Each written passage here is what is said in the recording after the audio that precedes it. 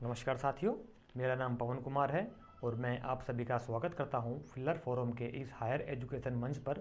यह मंच समर्पित है हायर एजुकेशन के लिए और यहां पर फ्री ऑफ कॉस्ट कोचिंग कराई जाती है, तैयारी करवाई जाती है यूजीसी नेट जीआरएफ के लिए। और लगभग सभी विषयों में सभी विषयों की तैयारी करवाई जाती है और वो भी निःशुल्क है, फ्री ऑफ कॉस्ट है। तो आप हमारे इस चैनल को ज्वाइन कर सकते हैं लिंक के माध्यम से, ऐप के माध्यम से। लिंक आपको नीचे डिस्क्रिप्शन बॉक्स में मिल जाएगा, उसके माध्यम से आप ज्वाइन कर सकते हो।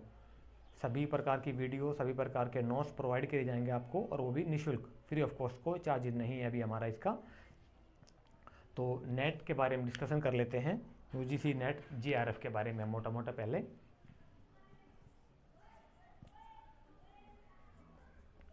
यूजीसी नेट जीआरएफ जी सभी जानते हैं लगभग। कुछ नए स्टूडेंट हैं, कुछ पुराने स्टूडेंट होंगे हमारे बीच में, जिनको नहीं पता उनको बता देते हैं कि यूजीसी यूनियन ग्रांट कमीशन जो है वो हर साल आयोजित कराता है एक नेट जीआरएफ के लिए कम्पिटिटिव एग्जाम्स आयोजित करता है, जो कि साल में 2 बार आयोजित होते थे पहले, लेकिन अभी कोविड के चक्करों में कुछ समय से डिले हो रहा है ये, और लास्ट ईयर में साल में 1 ही बार हो पाया था। तो नेशनल एलिजिबिलिटी टेस्ट होता है ऑल ओवर इंडिया बेसिस पे, और ये जीआरएफ जूनियर रिसर्च फेलोशिप होती है, जिसके क्वालिफाई करने के बाद आप किसी भी कॉलेज में, किसी भी यूनिवर्सिटी में योग्य हो जाते हैं एज ए असिस्टेंट प्रोफेसर के लिए।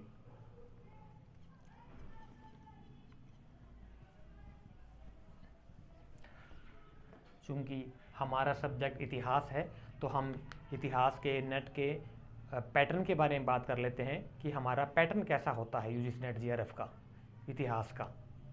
तो देखिए साथियों, नंबर 1,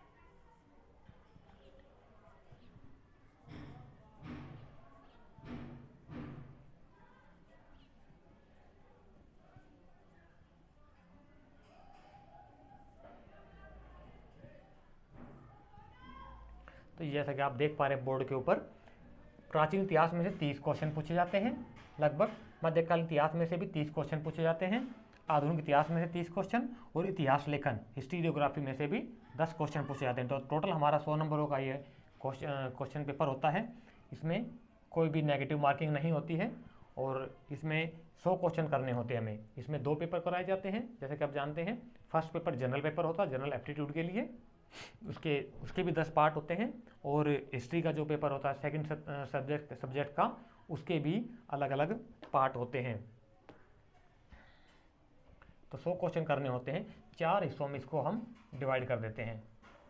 तो टोटल इसका अमाउंट वैल्यू कितनी हो जाती है? 100 क्वेश्चन पूछे जाते हैं इसमें से। टोटल मार्क्स का होता है हमारा फर्स्ट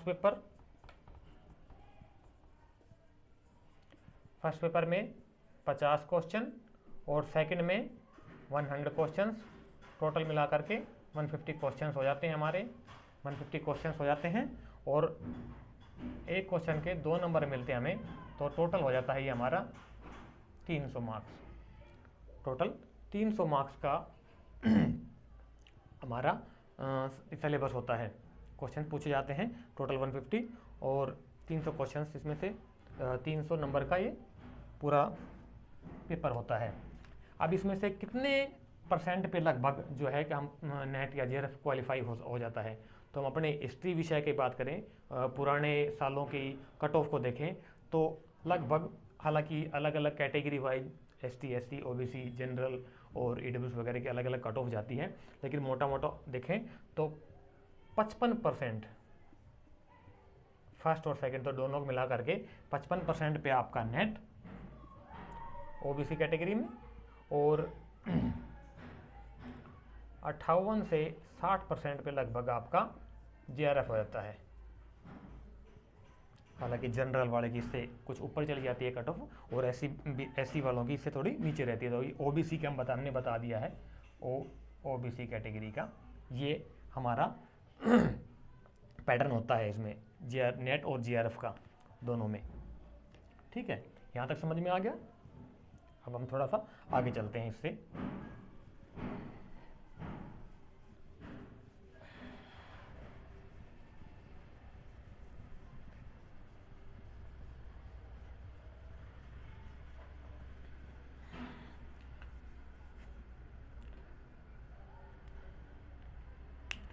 इतिहास में अब हम अपने सिलेबस के ऊपर और टॉपिक के ऊपर चर्चा कर लेते हैं ज़रा। तो इतिहास, जैसे इतिहास दो शब्दों से मिलकर बना होता है, इति जमा हास, यानी कि ऐसी घटनाएं जो अतीत समय में, प्राचीन समय में जो घटती है उन्हें हम इतिहास कहते हैं। इतिहास शब्द का सबसे प्राचीनतम संदर्भ हमें मिलता है अथर्ववेद में। कहाँ मिलता है? अथर्ववेद में। अथर्ववेद में।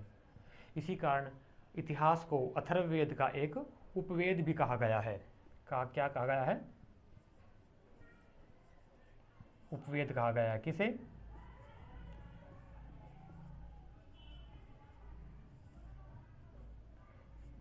इतिहास को।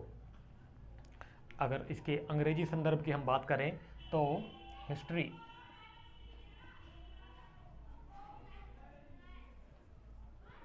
बना है, हिस्ट्री वर्ड बना है ग्रीक वर्ड हिस्टोरिया से। किससे? हिस्टोरिया।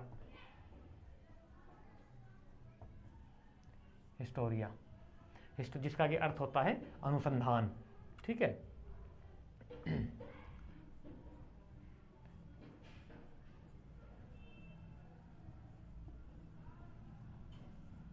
हिस्टोरियन, इतिहासकार। सबसे पहला इतिहासकार माना गया है हेरोडोटस को। किसको माना गया है? हेरोडोटस।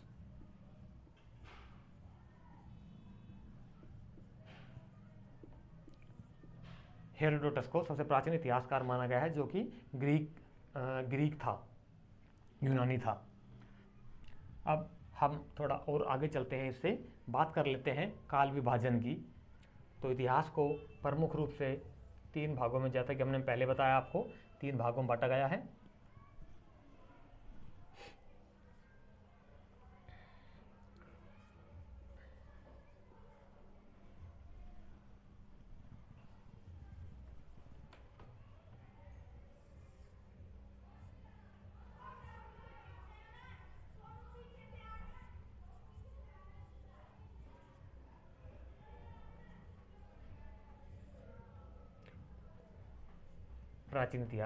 प्राचीन इतिहास को हम थोड़ा डिस्कस कर लेते हैं। हम आज, हमारी फर्स्ट क्लास है, इसलिए हम टोटल ऑल ओवर हिस्ट्री का जो है पूरा स्टार्टिंग से लेकर के एंड तक का पूरा मोटा मोटा रिव्यू कर लेते हैं, ताकि हमारी समझ बन जाए कि हमने क्या क्या पढ़ना है और क्या क्या बीच में हमारे टॉपिक सारे हमने कवर करने हैं इस क्लास में।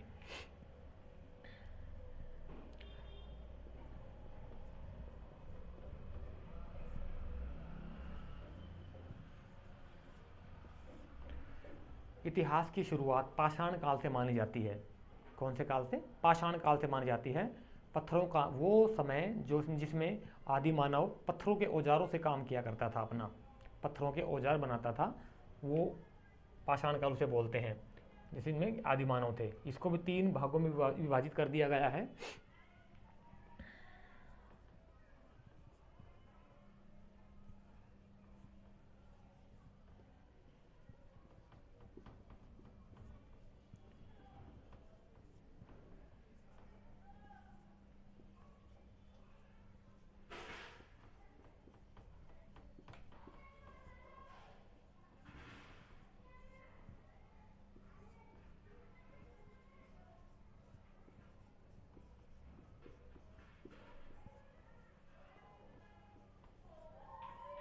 नवपाषाण काल। नंबर 1 पूरा पाषाण काल, मध्य पाषाण काल और नवपाषाण काल।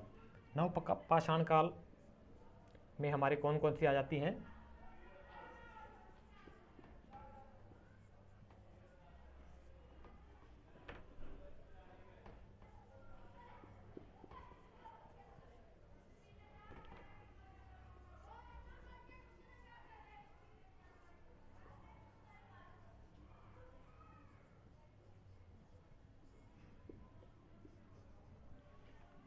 नवपाषाण काल में हमारी आई थी कांस्य युगीन सभ्यताएं प्रमुख रूप से।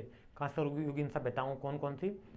हमारे भारतवर्ष की इंडस वैली सिविलाइजेशन, सिंधु नदी घाटी सभ्यता, इराक में आधुनिक इराक जो है उसकी मेसापोटामिया सॉरी, जिसको कि पहले मेसापोटामिया बोलते थे, आज प्रेजेंट टाइम में उस वहाँ पर इराक देश है, उसका अधिकतर भाग मेसापोटामिया था। और बेबीलोनिया, मिस्र की सभ्यता, जहाँ पर गीजा के पिरामिड बने हुए बड़े बड़े, वो इसी में आती है कांस्य युगीन सभ्यताएं।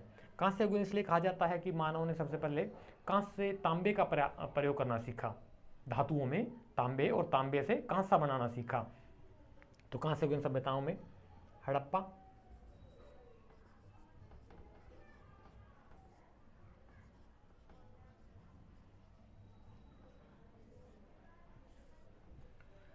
हड़प्पा सभ्यता के समय के बारे में बात करें, कालखंड के बारे में बात करें, तो अलग अलग इतिहासकारों ने इसके कालखंड को अलग अलग बताया है। लेकिन ओवरऑल और कार्बन डेटिंग के हिसाब से देखा जाए तो इसकी समय काल बनता है 2250 BC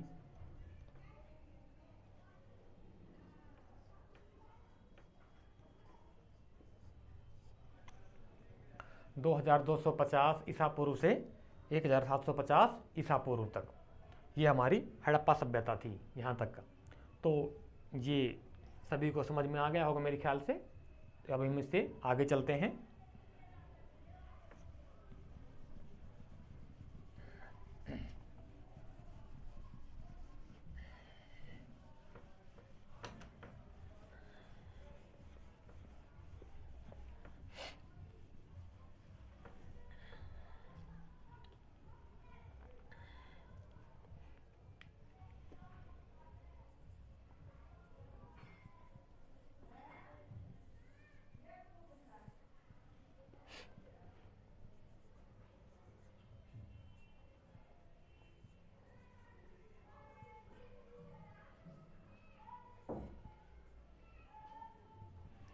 हड़प्पा सभ्यता, जैसे कि हमने बताया कि 2250 BC से लेकर 1750 BC तक थी पूर्व पूर्व हड़प्पा सभ्यता, मध्य हड़प्पा सभ्यता और उत्तर हड़प्पा सभ्यता।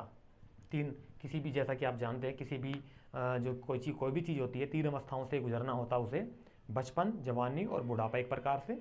तो इसी प्रकार से पूर्व, मध्य और उत्तर काल होता है हर चीज़ का। इसके बाद हमारी सभ्यताओं में आ जाती है वैदिक सिविलाइजेशन।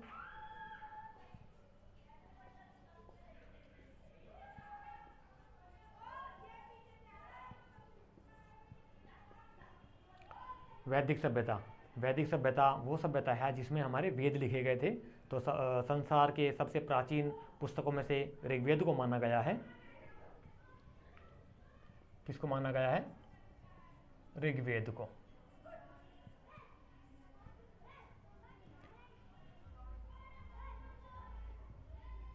वैदिक सभ्यता के अंदर जो प्रमुख होता था, मुखिया होता था, उसे जन कहते थे, जो कि एक कबीले के तौर पर कबीलों के ऊपर शासन करता था अपना।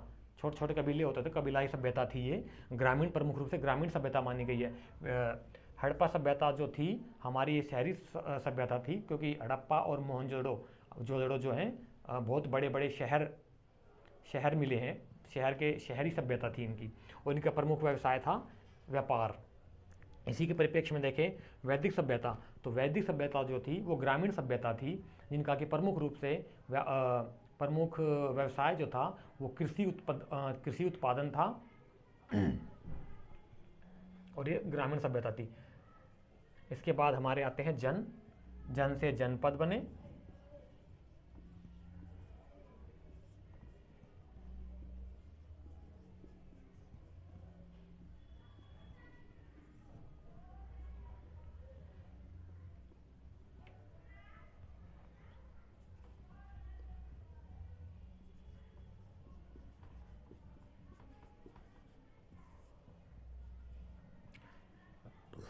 जन, जन से जनपद और जनपद से महाजनपद। जैसा कि हम पढ़ते हैं 16 प्रमुख जनपद माने गए हैं।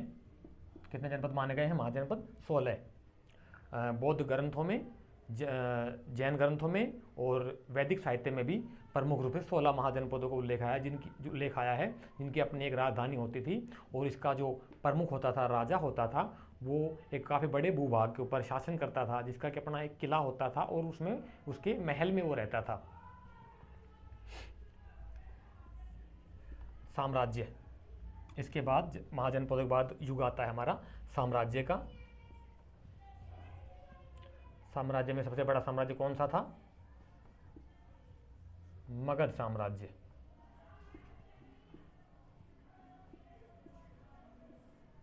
सबसे बड़ा मगध साम्राज्य था। मगध की राजधानी सब जानते हैं कि पहले गिरिब्रज थी, गिरिब्रज राजगृह, और बाद में पाटलिपुत्र, जिसे हम आधुनिक पटना के नाम से जानते हैं, जो कि बिहार राज्य की राजधानी है।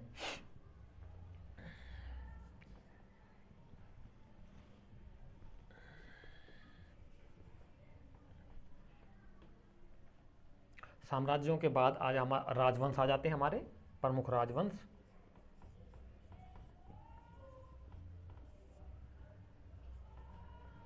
राजवंश, राजवंश में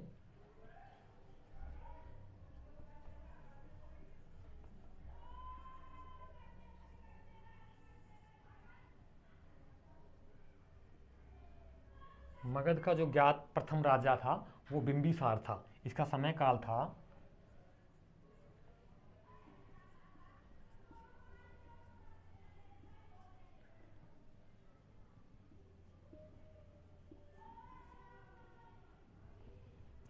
544 बीसी से 492 बीसी, 492 बीसी के बीच में इसका समय काल माना गया है, जो कि हर्यंक वंश का राजा था। पर अभी तक का प्रथम ज्ञात राजा माना गया है बिंबिसार को। इसके बाद में ये हर्यक राजवंश था, बिंबिसार जो था हर्यक राजवंश से संबंध था। इसके बाद कालाशोक और फिर नंद राजवंश, नंदों का युग आया। नंदों के बाद मौर्य,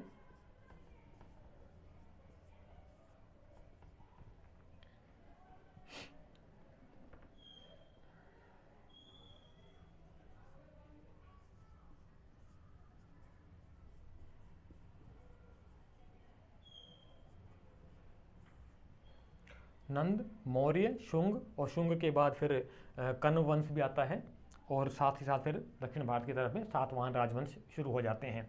ये हमारा प्रमुख रूप से हमने मोटा मोटा ले लिया है प्राचीन भारत में। अब इसके बाद हम आ जाते हैं इधर, ये सारा हमारा ईसा पूर्व में चलता है, ईसा पूर्व में चलता है। इसके बाद ईसा पश्चात में प्रमुख राजवंश आता है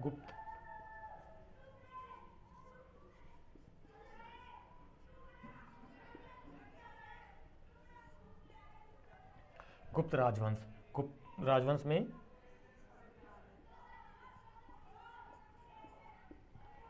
240 एडी में श्रीगुप्त ने गुप्त राजवंश की स्थापना की थी। उसके बाद चंद्रगुप्त वगैरह आ गए थे, प्रमुख राजा जो इसके हुए थे। गुप्तों का समय काल चला है 550 एडी तक। उसके बाद हुनों ने गुप्त साम्राज्य को नष्ट कर दिया था, और फिर हाँ आगे ले लेते हैं यहाँ पर।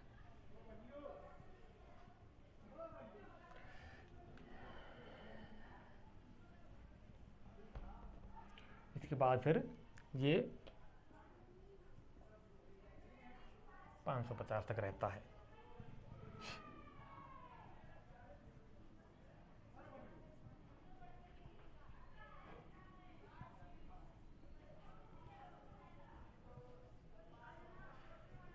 मध्यकाल से पहले हमारा पूर्व मध्यकाल आता है, जो कि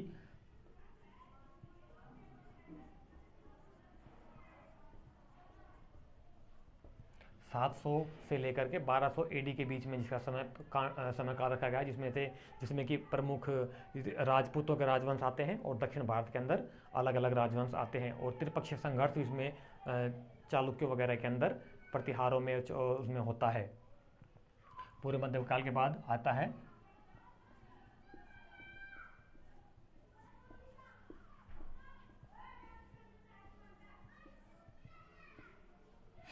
दिल्ली सल्तनत।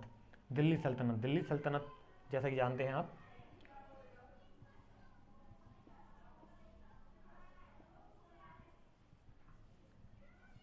इनका समय आया है 1206 से लेकर के 1526 तक।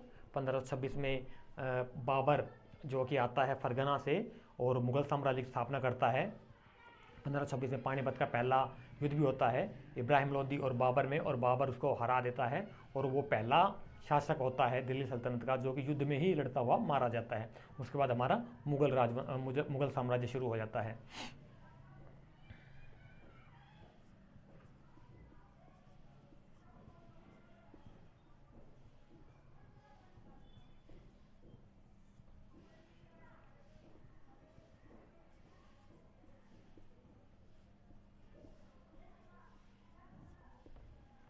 मुगल साम्राज्य में सबसे पहले बाबर, बाबर के बाद हुमायूं, हुमायूं के बाद अकबर द ग्रेट, अकबर के बाद उसका पुत्र सलीम जहांगीर, सलीम जहांगीर के बाद शाहजहां जिसने ताजमहल, जामा मस्जिद और क्या बोलते हैं दिल्ली का लाल किला बनवाया था, और बहुत सारी मीनारें बनवाई थी उसने।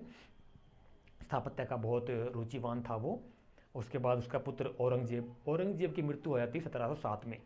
ये प्रमुख राजा जो थे, ये प्रमुख मुगल साम्राज्य का टाइम पीरियड रहा है। इसके बाद जो औरंगजेब जो था, औरंगजेब के जो उत्तराधिकारी थे वो निर्बल उत्तराधिकारी थे, और साथ साथ यहाँ पर कंपनी, व्यापारिक कंपनियाँ शुरू हो जाती हैं, व्यापारिक कंपनियाँ हमारी शुरू हो जाती हैं। इससे साथ साथ ही आ जाती है हमारी 16वीं सेंचुरी से में आ जाती हैं। जैसे कि आप जानते हैं वास्को डी गामा आता है 1498 में। पुर्तगाली पहले व्यापारी थे जो व्यापारी बनकर इस देश में आए थे, और उन्होंने धीरे धीरे अपना साम्राज्य स्थापित किया। उसके बाद अंग्रेज आए, और बाद में फिर और भी अलग अलग कंपनियाँ, ब्रिटिश ईस्ट इंडिया कंपनी वगैरह हमारे देश में व्यापार करने के रूप में आई थी, व्यापारी के रूप में आई थी। इसके तरह तो यहाँ तक सारा समझ में आ गया होगा। अब ज़रा इससे आगे चलते हैं।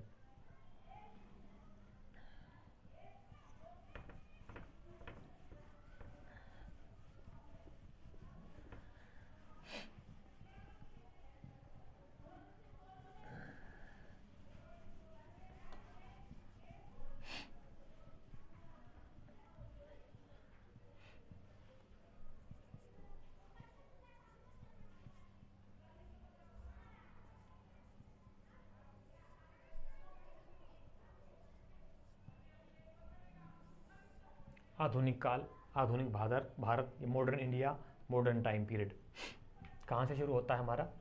लगभग कुछ इतिहासकार 1707 से औरंगजेब की मृत्यु के बाद से मानते हैं, और कुछ इतिहासकार मानते हैं प्लासी की लड़ाई से।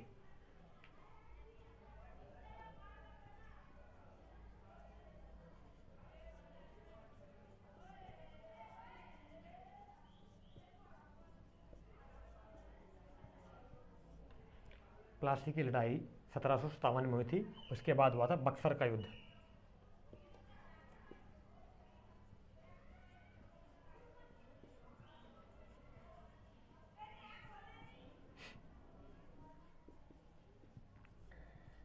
इसके बाद अंग्रेज जो है काफ़ी बड़े भूभाग पे मालिक बन बैठते हैं। बिहार क्या बोलते हैं आपका बंगाल और बिहार के आसपास का जो है इलाका वो जमींदारी ले लेते हैं मुगलों से, और उसके ऊपर अपना खुद का शासन करने लग जाते हैं ब्रिटिश।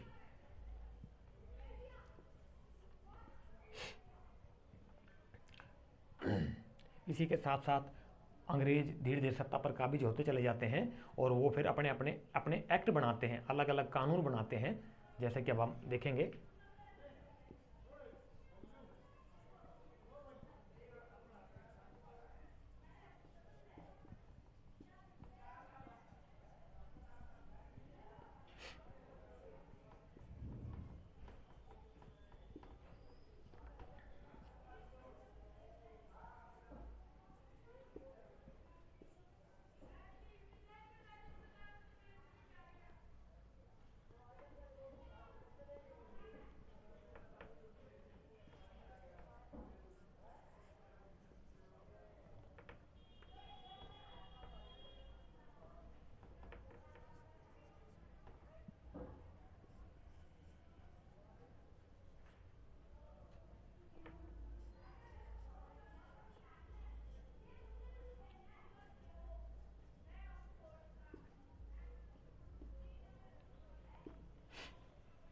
ये इन सालों में उन्होंने अपने अलग अलग कानून बनाए थे अपनी सत्ता को काबिज करने के लिए और कंपनी के शासन को मजबूत करने के लिए।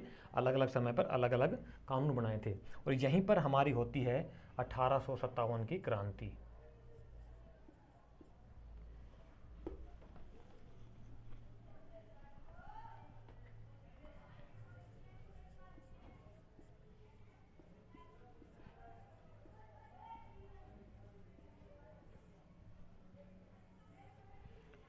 1857 की, जैसे कि आप जानते हैं, 1857 की क्रांति आज़ादी की पहली लड़ाई मानी गई है।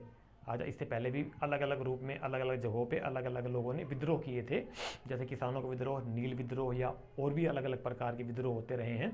लेकिन ये एक पहली लड़ाई थी जो जिसमें कि जन भागीदारी ने आम जनता ने बढ़ चढ़कर हिस्सा लिया था और लगभग समाज के सभी वर्गों ने इसमें हिस्सा लिया था। आज़ादी की पहली लड़ाई मानी गई है।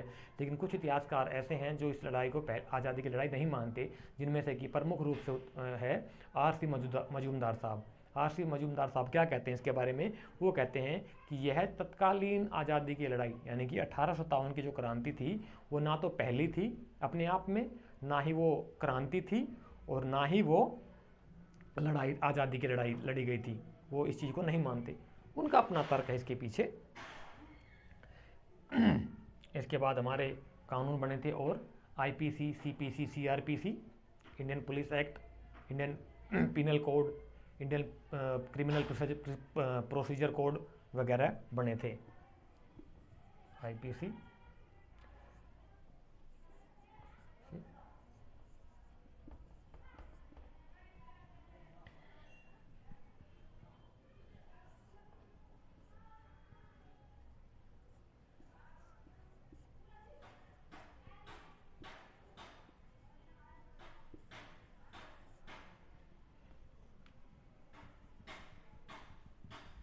1858 से लेकर के 1861 के बीच में ये सारे कानून बने थे।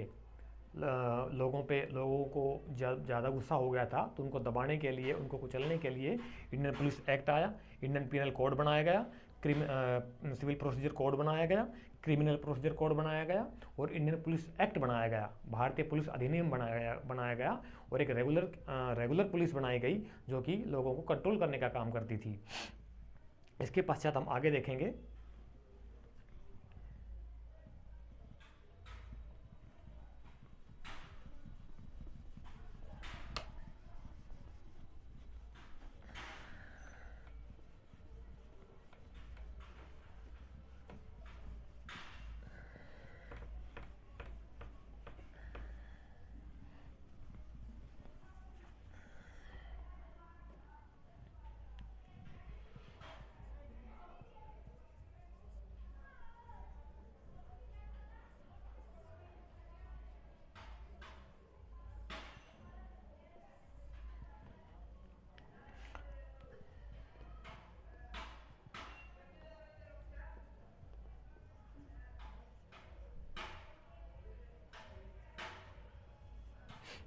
यहाँ तक का हम डिस्कस कर चुके थे, इस टॉपिक पर हम चर्चा कर चुके थे।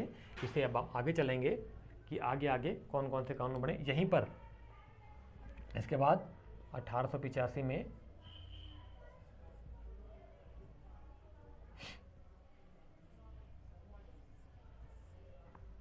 समझे इंडियन नेशनल कांग्रेस की स्थापना हुई थी। ये जो रिटायर्ड अधिकारी थे, ब्रिटिश अधिकारी थे, A.O. ह्यूम, उन्होंने भारतवासियों के साथ मिलकर के इंडियन नेशनल कांग्रेस, अखिल भारतीय कांग्रेस की स्थापना की थी और फिर ये आज़ादी का आंदोलन हमारा आगे बढ़ा था। इसके बाद में 20th सेंचुरी में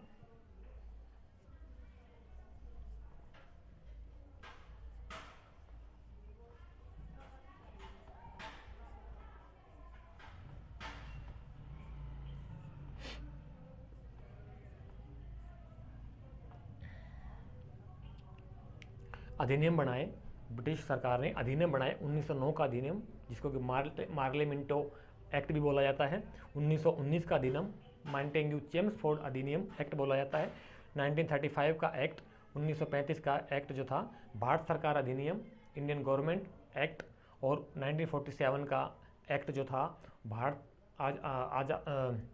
माउंटबेटन एक्ट जो था 1947 का था।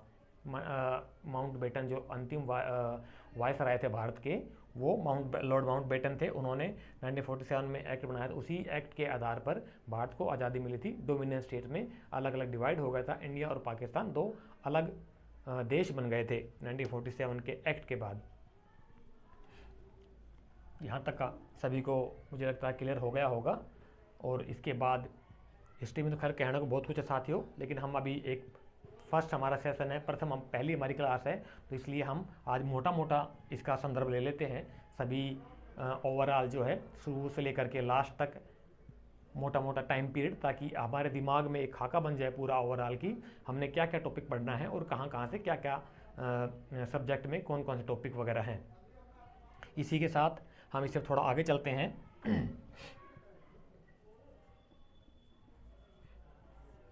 कश्मीर का विलय हुआ 1948 में। उन्होंने हमला कर दिया था कबायलियों के रूप में पाकिस्तान ने कश्मीर के ऊपर, और 1948 के अंदर सरदार वल्लभ भाई पटेल ने कश्मीर को भी अपना एक अंग बना लिया था। हालांकि कश्मीर का राजा नहीं चाहता था, राजा हरी सिंह थे उस समय कश्मीर के, वो भारत में विलय होने से उन्होंने इनकार कर दिया था। वो अपना अलग देश बनाने की इच्छा रखते थे, लेकिन आज़ादी के बाद में कुछ समय के बाद में पाकिस्तान ने कश्मीर को हड़पने की कोशिश की, लेकिन सरदार वल्लभ भाई पटेल ने समझौता करके इसको अपने आर्मी का ऑपरेशन के थ्रू अपने भारत सरकार में विलय कर लिया था। इसके बाद आगे हम देखते हैं।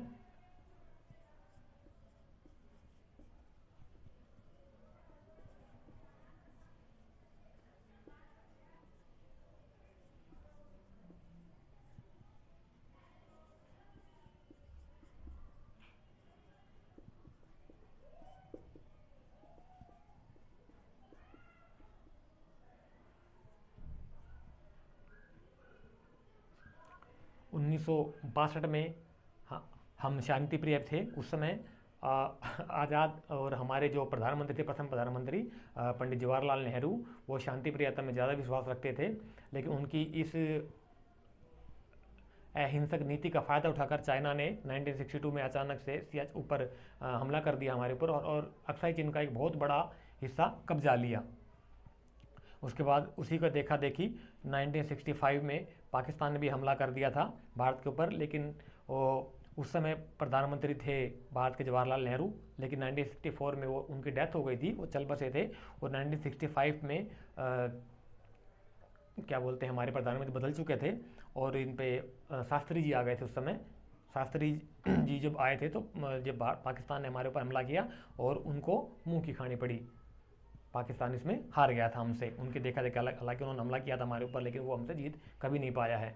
और ऐसे ही चलता रहा साथियों। और 1999 में फिर कारगिल वार,